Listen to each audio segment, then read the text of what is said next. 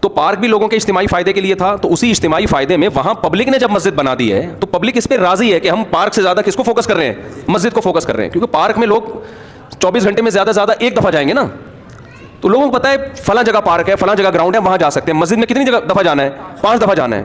جب وہاں مسجد کی جگہ نہیں ہوگی تو لوگ پارک میں بنائیں گے مسجد. دوسری بات, اگر پھر بھی یہ کام انلیگل تھا, 25 سال کا عرصہ کوئی کم ہوتا ہے کیا؟ آپ 1 مہینے بعد گرا دیتے, آپ 2 مہینے بعد کر دیتے, آپ 3 مہینے بعد کر دیتے. 25 سال سے لوگ ایک جگہ نماز پڑھ رہے ہیں تو کچھ تو خدا کا خوف ہونا چاہیے نا. 25 سال سے ایک جگہ فجر کی نماز ہو رہی ہے, ظہر کی ہو رہی ہے, عصر کی ہو رہی ہے, مغرب کی ہو رہی ہے, عشاء کی ہو رہی ہے, رمضان میں تراویح ہو رہی ہے, عید بقرعید ہو رہی ہے, وہاں جمعے کی نمازیں ہو رہی ہیں, عید الفطر عید الاضحیٰ کی نمازیں ہو رہی ہیں. 25 سال سے محلے والے وہاں ایک کراؤڈ ہو رہا ہے, بہت بڑا اجتماع ہو رہا ہے, اس کو آپ لوگوں کے جاگنگ کے لیے اور چہل قدمی کے لیے آپ گرا دیں, تو یہ جب اللہ کا خوف نہیں ہوگا تو پھر یہ کام بہت آسان ہے.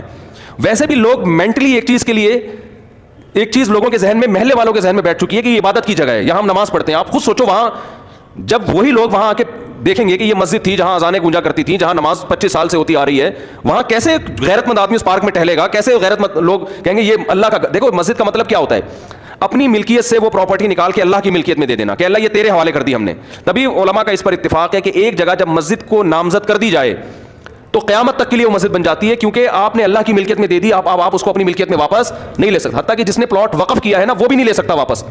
ایک آدمی نے 1 کروڑ کی پراپرٹی خریدی اور مسجد کے نام وقف کر دی, نمازیوں کے لیے کھول دیا اس نے اس کو, اب وہ واپس نہیں لے سکتا کہ میرا پلاٹ ہے میں واپس لے رہا ہوں. ہم کہیں گے جب آپ نے وقف کر دیا تو یہ کس کا ہو گیا, ابھی اللہ کا ہو گیا.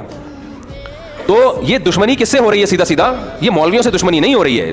ہماری گورنمنٹ اور یہ لوگ اس پہ ہیں کہ مولوی لوگ احتجاج کر رہے ہیں تو کہ مولویوں کے مفاد پہ عزت پڑ رہی ہے. مولویوں کو کچھ بھی نہیں ہو رہا اس سے, ہمارے مفاد پہ کیا عزت پڑ رہی ہے, کچھ بھی نہیں ہو رہا. ہمیں وہ مسجد رہے نہ رہے, میرا کیا فائدہ اس سے بھائی.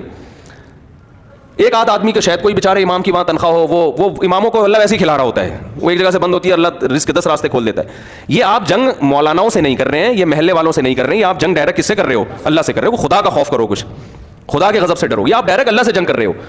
ذاتی ملکیت کسی کی ہوتی ہے نا تو ہم سب سے پہلے کہتے ہیں کہ یار اس کو گرانا چاہیے. کسی کی زمین پہ قبضہ کر کے مسجد اگر کوئی بنا دے, فقہا کا اتفاق ہے کہ اس جگہ پہ نماز پڑھنا بھی جائز نہیں ہے. نماز پڑھیں گے دوبارہ پڑھنی پڑے گی آپ کو, لیکن یہ ذاتی ملکیت نہیں تھی, یہ حکومت کی جگہ تھی. تو حکومت کی جو جگہ ہوتی ہے وہ گورنمنٹ کی نہیں ہوتی, وہ پبلک کی ہوتی ہے.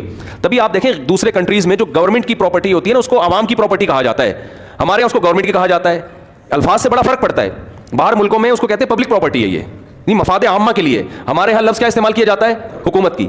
اس کا نقصان یہ ہوتا ہے کہ لوگ سمجھتے ہیں حکومت اب اس میں خود مختار ہے. یہ لفظ ہی غلط ہے. یہ پبلک حکومت کی کوئی چیز نہیں ہوتی. جو حکومت کی چیز ہوتی ہے وہ اصل میں کس کی ہوتی ہے, وہ عوام کی ہوتی ہے. تو گورنمنٹ کو یہ اختیار نہیں ہوتا کہ اس میں تصرفات کرنا شروع کر دے. تو